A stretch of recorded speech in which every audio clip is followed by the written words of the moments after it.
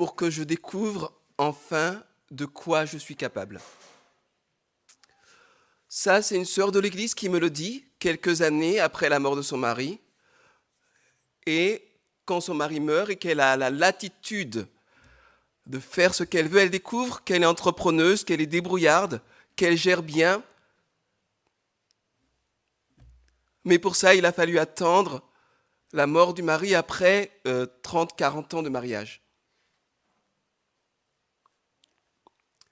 Ça n'est pas parce qu'on est chrétien, ça n'est pas parce qu'on est adventiste, ça n'est pas parce qu'un pasteur a officié à une cérémonie que les relations dans le couple sont épanouies et épanouissantes. Malheureusement. Une connaissance de ma femme, cette fois-ci hors de l'église, a eu cinq enfants, avec 5 hommes différents qu'elle n'a pas gardés. Parce qu'elle souhaitait avoir les enfants, mais pas simplement les enfants petits. J'avais mon petit, alors ça doit être mon petit neveu par alliance, je ne sais pas trop comment on dit en fait. Dans les bras, tout à l'heure, certains l'ont vu, il est mignon comme tout. C'est vrai que quand c'est petit, c'est mignon. Mais quand il grandissait, elle se désintéressait d'eux. Et vous savez, mes amis, cela est assez dans l'air du temps. On peut, à notre époque, et je me sens déjà un petit peu vieux en fait, un petit peu décalé, déplacé, on peut vouloir des enfants, mais pas vouloir de conjoint. On peut vouloir la sexualité, mais pas forcément de relation avec autrui. Je lisais un livre absolument passionnant que je vous recommande, qui est écrit par la sociologue Eva Illouz, qui s'appelle « La fin de l'amour », qui explique le déplacement des centres d'intérêt dans les relations amoureuses, enfin, pour autant qu'on puisse parler d'amour. Et un homme, dans cet essai sociologique qui était interviewé, donc, disait que pour lui, la femme parfaite, c'était la femme avec laquelle il avait passé une nuit et qui partait le lendemain matin sans avoir laissé un numéro de téléphone, sans avoir laissé son prénom, sans demander comment il va, qui disparaissait tout simplement. Et c'est un phénomène qui est en cours d'expansion dans notre société. La fin de l'amour, pour ceux que ça intéresse. Eva Illouz, passionnant. On veut flirter, mais rien de plus. On veut l'amour éventuellement, mais on ne veut pas s'engager. On est dans une époque où les choses ont basculé vers un extrême. Mais pourquoi ? Pour comprendre où on se trouve à un moment donné, il faut comprendre d'où on vient. Et je voudrais vous poser, chers frères et sœurs, chers amis, et j'en profite pour vous saluer chaleureusement, vous demander de penser aux raisons pour lesquelles on se mariait il y a encore 100 ou 150 ans de cela. Qui peut me donner une raison ? Il n'y avait pas une raison, il y en a plusieurs. Mais quelles pouvaient être les raisons pour lesquelles on se mariait il y a 100, 200, 300 ans de cela en France, dans notre beau pays ? Alors, pour l'argent, c'est une possibilité, ça existe encore aujourd'hui, effectivement. Pour garder les terres, oui. Quelle autre raison ? Pour fonder une famille. Parfois par amour. Mais est-ce qu'on se mariait ? Est-ce que, je ne sais pas, penser par exemple au Moyen-Âge ou même à la Renaissance, est-ce que le mariage par amour était la norme ? Non. En général, c'était plutôt 2 familles qui avaient un projet d'ordre économique ou social, et puis ce projet débouchait sur le mariage de 2 personnes qui n'avaient pas forcément voix au chapitre. Mariage pouvait être une transaction, et puis il faut bien se souvenir que malgré les beaux progrès qui ont eu lieu en Europe de l'Ouest, nous n'avons pas une culture paritaire entre l'homme et la femme. C'est-à-dire que les femmes n'étaient pas scolarisées pendant le Moyen-Âge, elles n'avaient pas le droit d'être les maîtres de la famille, de diriger la famille à la mort du père. Enfin, c'était une société profondément inégalitaire et les femmes ont mis très longtemps à être autonomes financièrement Ce qui fait que les femmes, finalement, passaient pendant longtemps de la tutelle paternelle à la tutelle du mari. Est-ce que vous saviez, par exemple, que c'est seulement en 1984, en France, qu'une femme a eu le droit de fonder une entreprise sans avoir besoin de l'autorisation de son mari? 1984. C'est tout récent. Vous voyez, on vient de relativement loin. Ça, c'est au niveau social. Et au niveau religieux, pourquoi est-ce qu'on se mariait? Qui peut m'aider? Alors, pour être, oui, pour faire bien, pour être dans les normes sociales et les normes religieuses, surtout dans les villages, pardon? Pour être protégé éventuellement, oui. Pourquoi est-ce qu'on se mariait devant monsieur le curé ou devant monsieur le pasteur? Ça laisse une trace, oui, donc il y a une dimension de registre, d'officialisation des choses. Oui, pour perpétuer un nom, tout à fait. Pour avoir le droit de faire des enfants, parce qu'on n'avait pas le droit d'avoir de relations sexuelles si on n'était pas marié. C'était interdit. Et faire travailler les enfants. Moi, je fais encore faire la vaisselle au mien.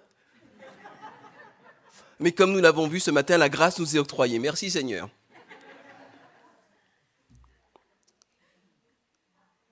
Et de la même manière qu'on se mariait devant le curé ou le pasteur, alors c'était un sacrement.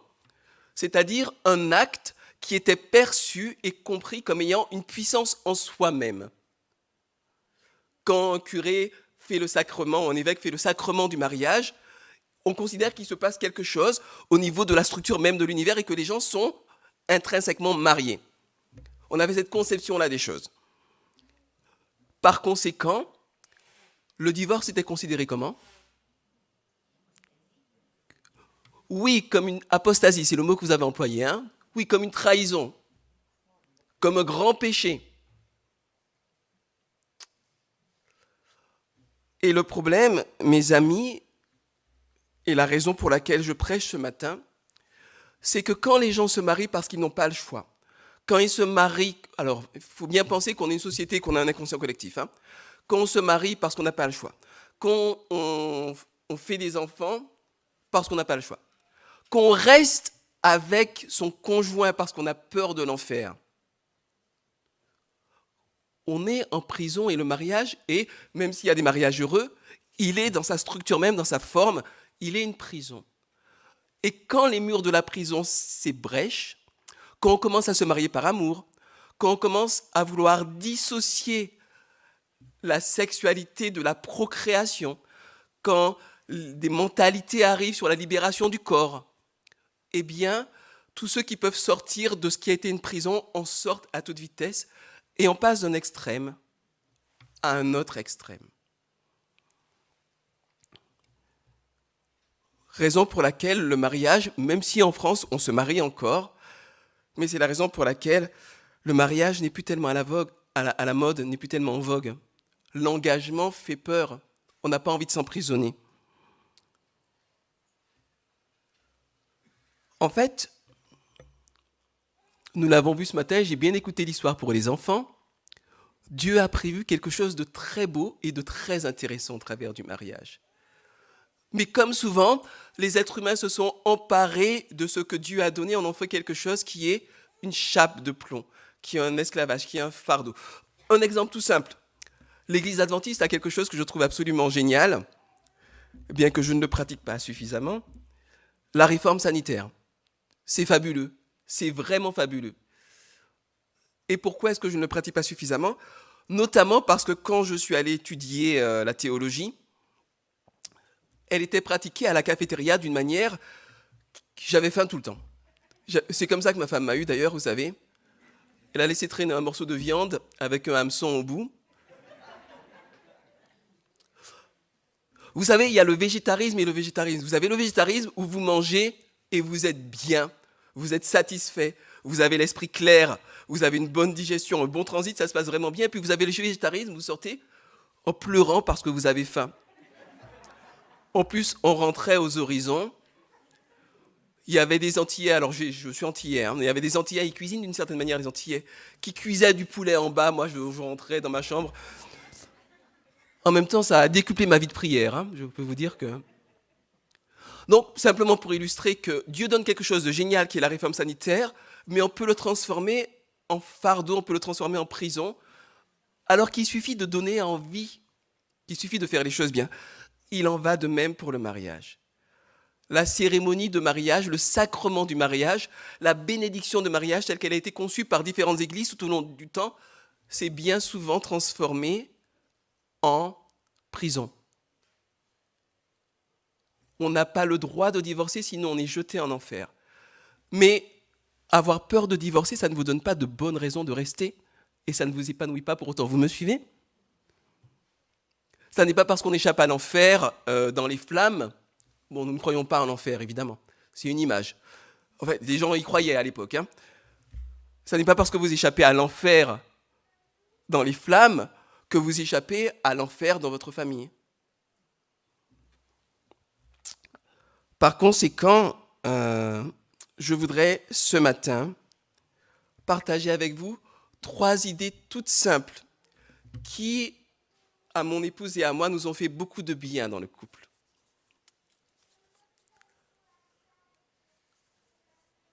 Première,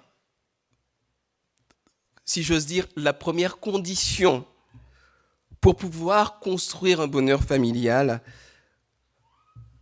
est de mesurer l'ampleur de notre liberté. Et tout à l'heure, nous avons lu ce texte de l'Apocalypse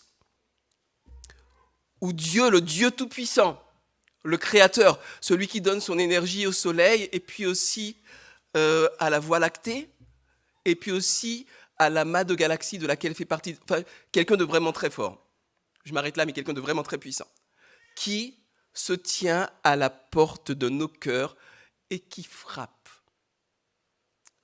Et je voudrais vous poser cette question, pourquoi est-ce qu'il frappe?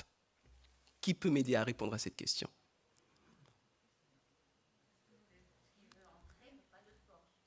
Parce qu'il veut entrer, mais pas de force. Tout à fait. Et pourquoi est-ce qu'il veut rentrer? Parce qu'il nous aime.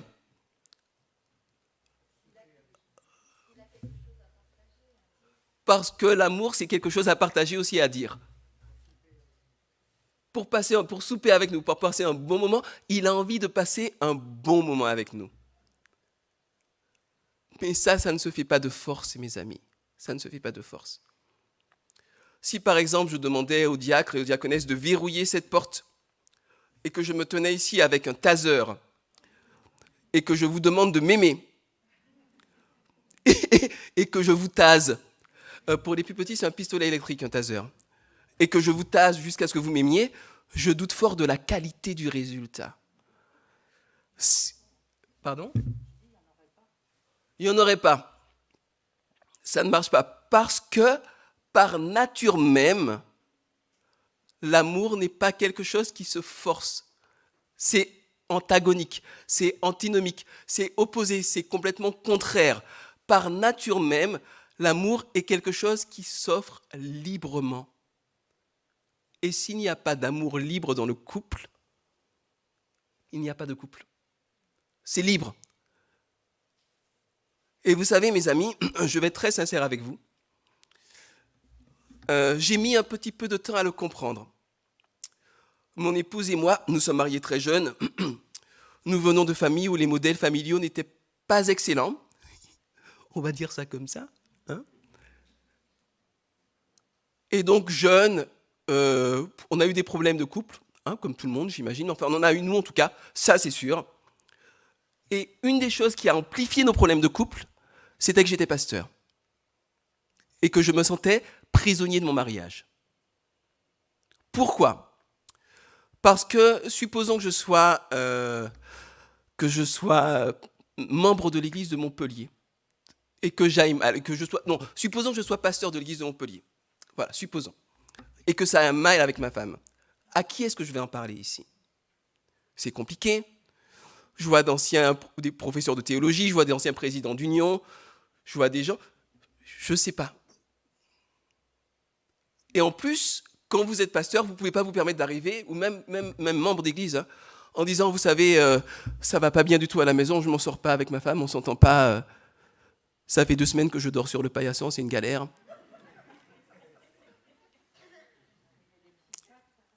Quelque part, on perd sa crédibilité. Parce que les gens imaginent que le chrétien est... Écoutez, j'ai même entendu, je vais déplacer le problème un petit peu. J'ai entendu des frères et des sœurs dire à d'autres qui venaient de perdre quelqu'un de cher, mais tu ne devrais pas être triste. Vous avez déjà entendu ça, non? Je l'invente? Non, je ne l'invente pas. Tu ne devrais pas être triste, tu es chrétien, tu as donc la foi, tu devrais être souriant même si tu viens de perdre ta mère, ton fils, ton mari, ta femme. Voilà.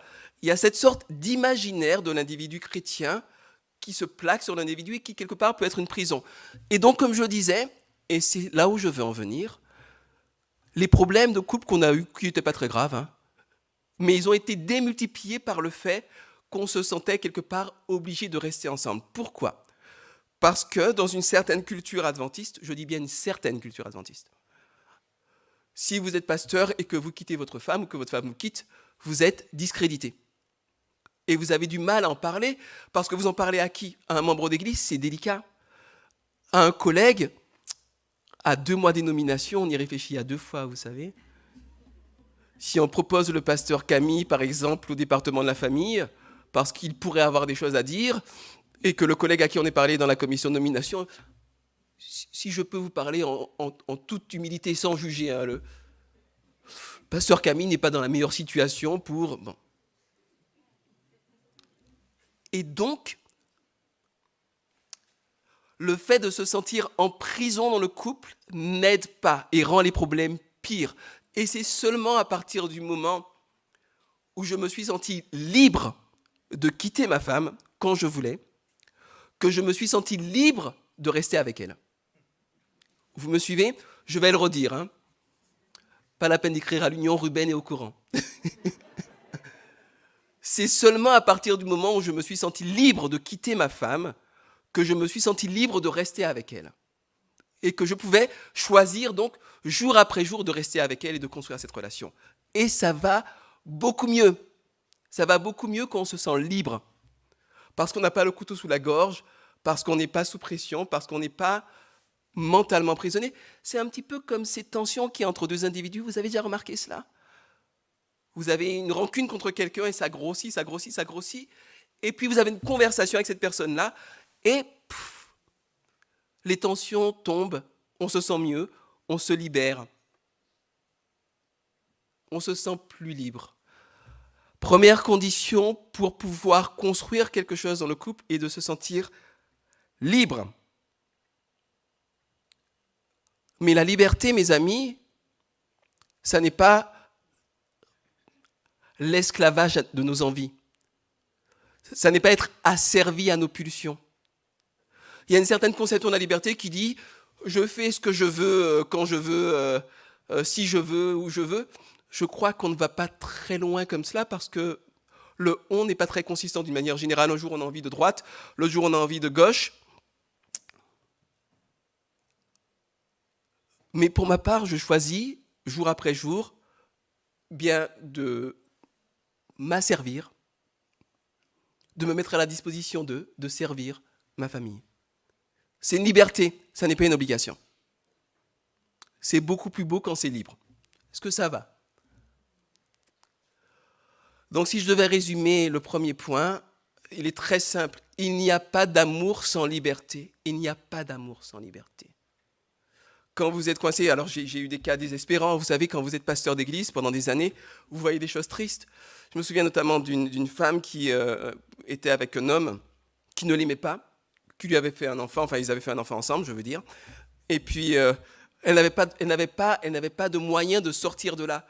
Elle n'avait pas les moyens de mettre l'enfant à la crèche ou les moyens de subsister, enfin de pourvoir à sa propre subsistance. Et donc, quand vous êtes dans une situation comme celle-là, vous restez coincé, mais ça n'est pas épanouissant par nature. Première condition, la liberté.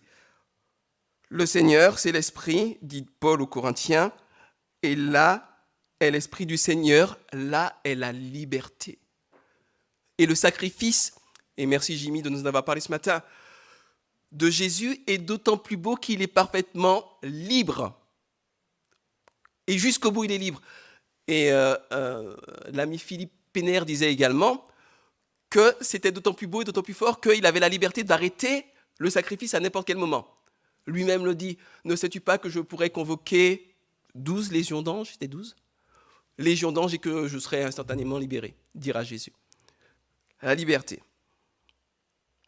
La deuxième piste que je suggère ce matin en toute humilité, mais qui nous a fait du bien, c'est la clarté. La clarté. Parce que entre ce qu'on imagine, ce qu'on pense et ce qui se passe vraiment, il peut y avoir un univers. Par exemple, pour ma part, jeune étudiant en théologie, j'avais un scénario stéréotypé dans la tête de ce que serait ma vie conjugale. Qui connaît ce scénario? Ça commence par quoi? Stéréotypé chez les jeunes chrétiens. Ça commence par quoi? On se voit, on se rencontre. Il se passe quelque chose, et puis ensuite, on discute, on se fréquente, on fait connaissance. Et ensuite, on choisit. On se dit, bon, est-ce qu'on va plus loin ou est-ce qu'on s'arrête là? Si on va plus loin, qu'est-ce qu'on fait? On se fiance. C'est des bons souvenirs, ça, hein, Laetitia? Ah oui, on doit être à 23 ans de mariage, là, maintenant. Ça passe, ça passe. Et puis ensuite, les fiançailles étant validées, le temps ayant passé, on prépare le mariage, on se marie, on fait, éventuellement, on fait des enfants, on achète une maison, on a un chien, on tourne la pelouse. Bien. L'homme change. Après le mariage. Ah oui? Bon, j'ai perdu mes cheveux pour ma part, qui ne sont jamais revenus, mais... Oui, on change après le mariage. Ça, c'est le scénario stéréotypé. Mais ce scénario, il est basé sur une culture, il est basé sur des conceptions, il est basé sur une tradition, il est basé beaucoup sur des projections. Alors vous savez, sur des croyances, sur un imaginaire, absolument. Et c'est normal, ça n'est pas mal, c'est normal. On est constitué comme ça. Beaucoup de projections aussi.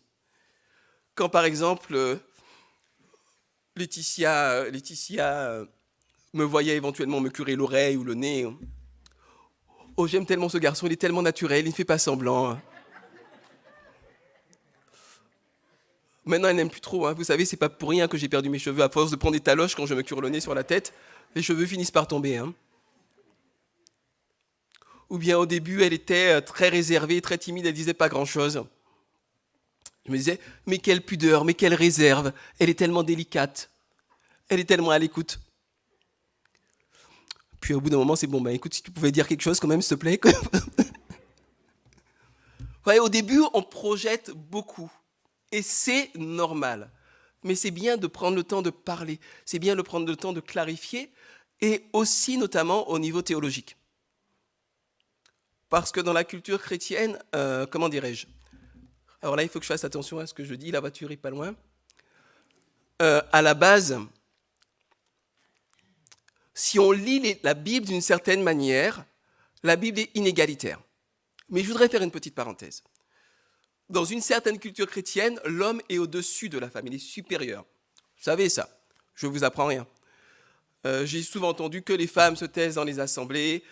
L'homme est le chef de la femme comme le Christ est le chef de l'Église. Hein? Bien. Alors, je me permets de faire une petite parenthèse. La domination de l'homme sur la femme, c'est une conséquence de quoi? Du péché. Qui peut me donner une autre conséquence du péché? Dans Genèse 3. Le travail. Le travail devient pénible, le sol est dur à cultiver, il produit des épines, des ronces, c'est pénible. Alors, mes frères et sœurs, est-ce que nous validons cette conséquence du péché, le travail difficile, en nous réjouissant, en nous disant, c'est une bonne chose, le travail est difficile et on ne va rien faire pour le faciliter. Est-ce que c'est ce qu'on fait? Non, on fait tout pour combattre cette conséquence du péché. Et je lisais un roman historique hier, dans lequel les gens se mettent en quinconce pour faire la moisson avec les faux. Vous savez, maintenant il y a des moissonneuses-batteuses qui passent, qui balancent le grain directement dans une autre machine, qui fait quasiment le pain à la sortie. Enfin, tout est automatisé, on se facilite le travail, j'exagère un peu. On se facilite le travail. On n'admet pas les conséquences du péché. Mais par contre, beaucoup ont admis facilement la conséquence du péché, qui est la domination de l'homme par la femme. Qu'est-ce que j'ai dit? Ça, c'est un de mes fantasmes personnels. Merci d'avoir suivi. Tu n'as rien entendu, Laetitia. On s'accommode beaucoup trop de celle-là. Et pour terminer cette parenthèse, quand l'apôtre Paul dit que l'homme est le chef de la femme, il le dit à une société sémite, donc mésopotamienne, dans laquelle le rôle de la femme est déjà standardisé. La femme est déjà l'inférieur de l'homme dans ces sociétés-là. Elle est en minorité. Elle est mineure, si vous voulez. Elle est mineure. Elle est traitée comme un enfant, quoi. Donc, c'est un petit peu comme si je venais devant cette assemblée et que je vous disais, quand quelqu'un vous dit bonjour, vous devez répondre. Je vois qu'il y a une sœur qui a été éduquée. Merci, le Seigneur est bon. Vous devez répondre bonjour. Personne n'a répondu parce que la réponse est tellement évidente qu'on ne se pose même pas la question. Donc, dans une société strictement patriarcale, issue d'un bassin régional strictement patriarcal, dire que l'homme est le chef de la femme, c'est ne rien dire. C'est une évidence. Par contre, dire qu'il doit être le chef comme le Christ est le chef de l'Église, c'est mettre une sacrée claque aux hommes. Et c'est un texte qui m'a fait beaucoup de mal personnellement, parce que j'ai réalisé que je n'avais plus qu'à me mettre à genoux parce que je n'étais pas au niveau. Me mettre au service de ma femme comme le Christ s'est mis au service de l'Église. Qu'est-ce qu'il a fait à ses disciples? Est-ce qu'il claquait les doigts en disant « Pierre, amène-moi mon journal, Thomas, la télécommande, Judas, masse-moi les pieds, s'il te plaît ?» C'était pas ça, Jésus. C'était « Attendez, vous avez mal aux pieds, je vais vous laver les pieds. Vous êtes malade, je fais quelque chose pour vous. Vous avez faim, je vais vous chercher à manger, quitte à faire des miracles. Vous coulez, je viens et je vous rattrape. » Ça, c'était Jésus. Et on l'a vu ce matin également, Jésus, c'est le don de soi, mais j'en parle dans la troisième partie.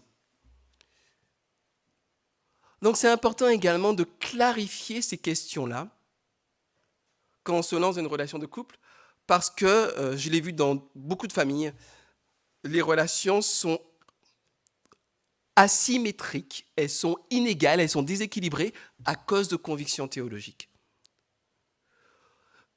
Donc, je termine ma parenthèse en disant que quand Paul dit que l'homme est le chef de la femme, en fait, il est en train de donner une grande leçon aux hommes. Il leur apprend à être au service de leur femme et non pas à asservir leur femme. Donc, c'est important d'être au clair. Idem, le fait de parler, ça évite des problèmes. Alors, je me souviens toujours, même si le pardon fait son œuvre, mais je me souviens d'une controverse, d'une polémique que nous avons eue à propos de la cuisson des pâtes en 2003, je crois, avec ma femme. J'ai fait cuire des pâtes avec tout plein d'épices et tout, et elle a lavé mes pâtes. Vous vous rendez compte, elle a lavé mes pâtes.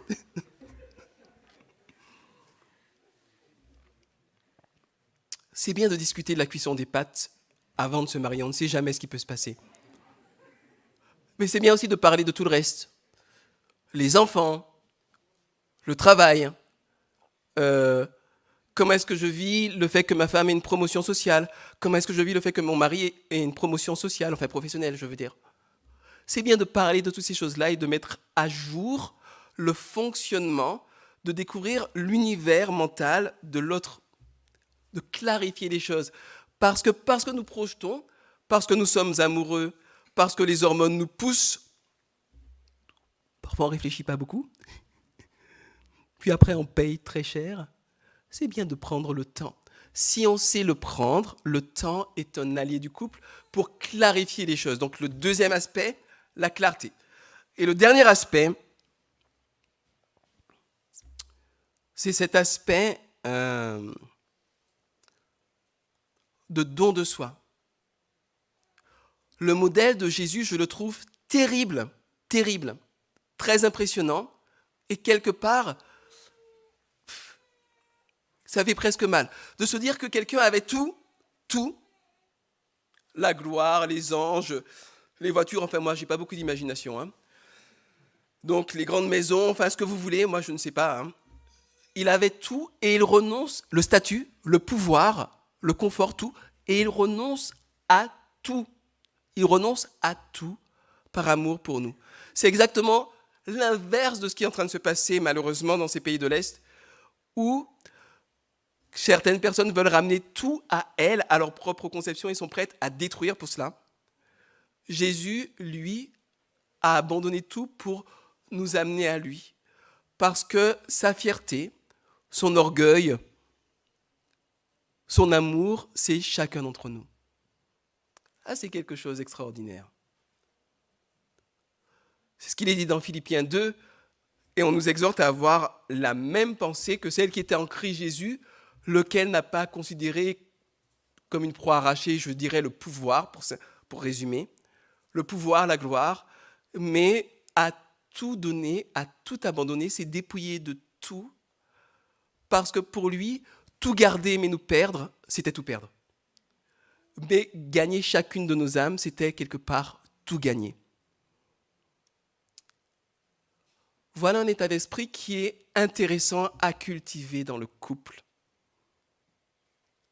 Cette femme, par exemple, dont je vous parlais au début, qui s'est révélée être une entrepreneuse, qui s'est révélée être énergique, débrouillarde, charismatique, bien on lui avait interdit de passer le permis de conduire.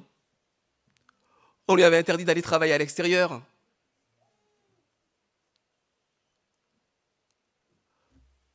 La joie d'un mari, c'est le bonheur de sa femme. La joie d'une femme, c'est le bonheur de son mari, pour peu que l'on ait en nous les dispositions d'esprit qui étaient en Christ Jésus, selon l'épître de Paul aux Philippiens, puis selon ce que Jésus a fait sur la croix, tout simplement. C'est vrai aussi avec nos enfants.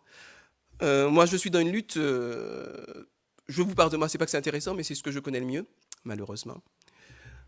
Je suis dans une lutte avec moi-même pour ne pas faire régner le modèle de l'autorité paternelle. Vous savez, j'ai un peu grandi avec ça. Papa disait, et on obéissait, on avait intérêt. Je pense que certains ont dû connaître ça dans l'église. Vous avez connu ça? Papa disait, on avait intérêt à obéir très très vite. D'ailleurs, quand papa appelait, il faisait « j'ai trop ». Alors là, je sentais déjà les genoux qui tremblent, qui commencent à se liquéfier. On ne se sent pas bien. Bon. Eh bien, je lutte contre cela et j'essaie de faire en sorte que mes enfants aient ce qu'il leur faut pour s'épanouir. Mais c'est une lutte contre moi-même. Le don de soi dans le couple est un moteur extraordinairement puissant parce que quand vous avez une femme ou un mari qui est heureux, qui est épanoui, vous êtes vous-même heureux et épanoui. Il y a toutes sortes de schémas dans la tête qui peuvent nous amener à penser, à vivre le contraire. C'est ce qu'on appelle notamment les schémas, on peut les appeler autrement, mais les schémas d'inadaptation précoce. J'en parlerai plus en détail ce matin, c'est très intéressant. Je peux vous dire que ça nous a sauvé le couple, clairement, avec mon épouse, parce qu'on avait des difficultés dont on n'avait pas conscience, qu'on n'arrivait pas à verbaliser. Mais en tout cas, l'idée, elle est là. Voilà, je ne voudrais pas parler plus longtemps ce matin, je vais simplement résumer ces 3 pistes pour s'épanouir et être épanoui dans le couple et dans la famille. Première piste, qui se souvient? Première piste? La liberté. Parce qu'il n'y a pas d'amour sans liberté. Tu peux ranger mon taser, Cléo, ça ne marchera pas. Il n'y a pas d'amour sans liberté. La deuxième piste, la clarté. Clarifier qui on est, clarifier qui est l'autre, quel projet on a, quel imaginaire on a, comment est-ce qu'on se voit éduquer les enfants, comment est-ce qu'on se voit vivre, est-ce qu'on va censé être sorti en voyage ou est-ce qu'on sera casanier. C'est bien de clarifier toutes ces choses-là et de ne pas se contenter de la projection, de l'imaginaire.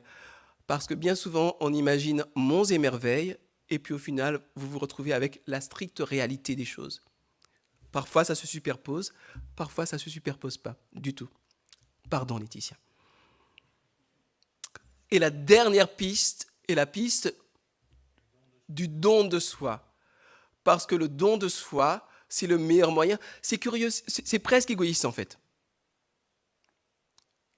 C'est généreux et c'est égoïste en même temps. Parce que quand votre joie est la joie de votre prochain, alors vous êtes heureux. On a une petite sœur comme ça en Normandie, qui s'appelle Micheline. Je ne sais pas si c'est filmé. Micheline, si tu me vois, bisous.